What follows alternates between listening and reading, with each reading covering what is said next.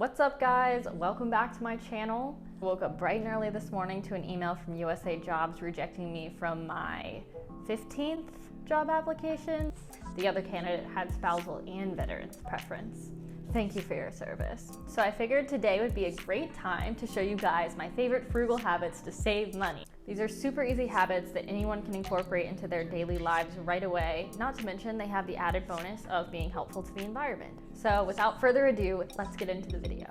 My first tip is to swap out the soda you're drinking for plain water. This is going to be healthier for you overall, create a lot less plastic waste in plastic bottles, and save you money because tap water is free.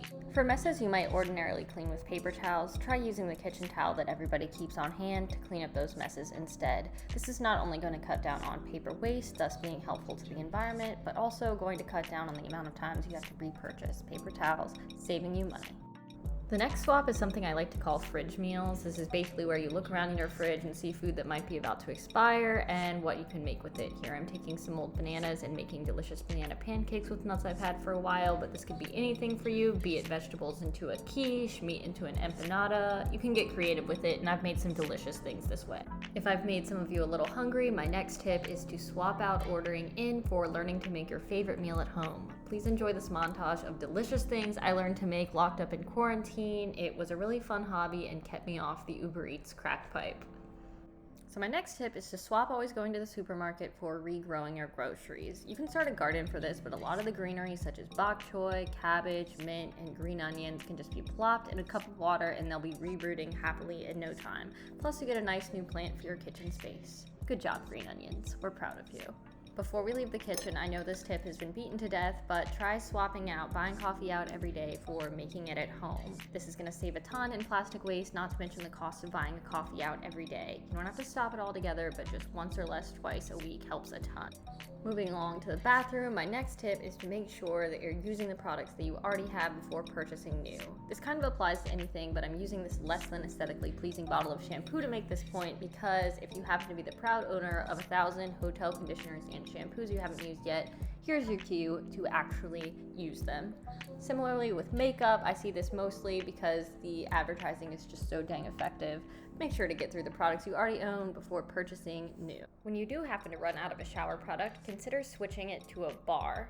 What I have here is a face wash bar that I purchased back in August, and it is now May. So as you can see, I still have plenty of product left. This has saved me a ton of money not having to replace this product nearly as often as I used to. This also has the added bonus of coming without the plastic packaging, so it's environmentally friendly as well. If you do happen to make the switch to bars, you might be tempted to buy a soap rack in order to keep them stored properly in your shower, but I found a great use for the old jars that I have lying around is to keep my shower products stored in them. This actually does a better job of trapping excess product and gets you more bang for your buck as it will last longer. Moving on to the closet. My next tip is to start buying as much of your clothing as possible secondhand. Even if the thrift stores near you kind of suck, there are endless ways to do this online. A few of my favorites are Poshmark, Depop, and even Facebook Marketplace. I cannot begin to describe to you the amount of money this has saved me, not to mention the environmental benefit of not shopping at fast fashion companies. Here I'm just going to milk these shots of my organized closet a little longer because who knows if it'll ever look this clean again.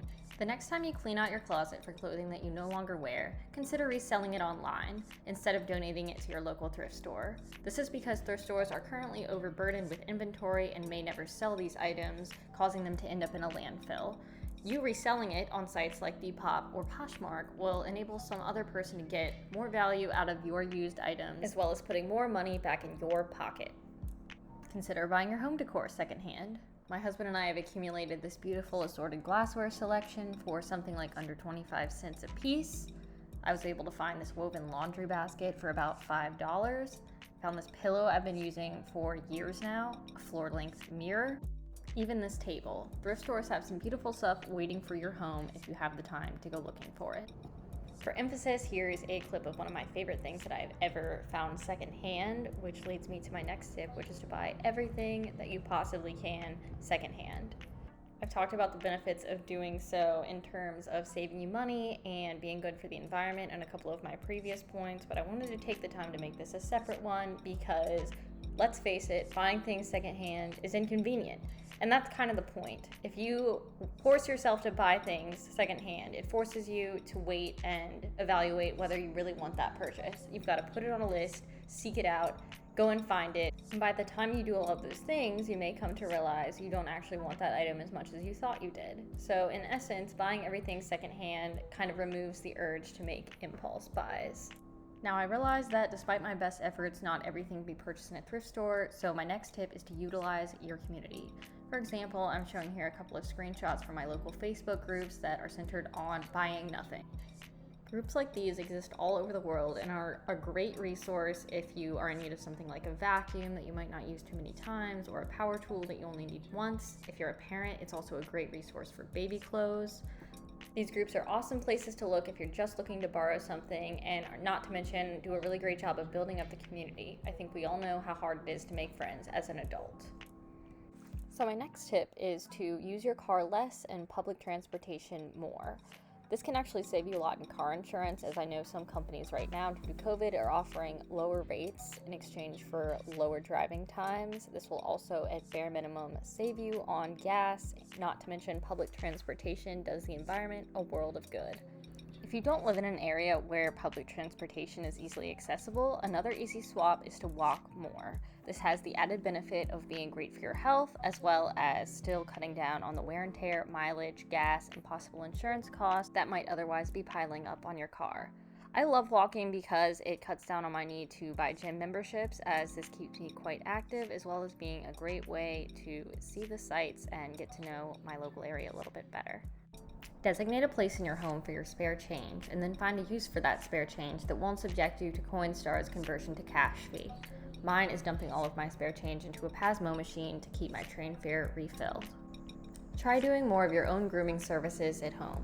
For me, this means doing my own manicures and pedicures when I want my nails painted, but it can also mean having a friend cut your hair for you when you do need your hair done. Victoria, if you're watching this, thanks for the haircut, girl. The cost savings and convenience of not having to go to a salon every few weeks to get your nails done or haircut is huge. Not to mention, it's always great to improve your skill set.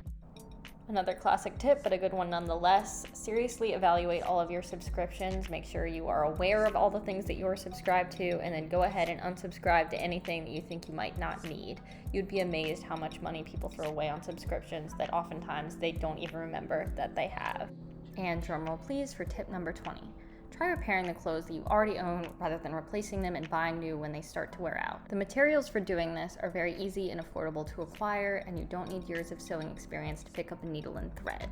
Learning to mend your clothes is going to give you a greater appreciation for the clothes, create less clothing waste, expand your skill set, and of course, save you money. All right, and that is all that I have for you guys today. Thank you so much for watching. If you feel like you got value out of this video, please consider liking or subscribing. Best if you do both, it's free. Comment below if there's any tips that you think I left out or that others can benefit from. I'm always looking to add to this list, and if you guys like this, I look forward to making more videos like this in the future. I'm less looking forward to making 20 individual voiceovers for each individual clip, but that's a problem for another time. I'll see you guys soon. Bye!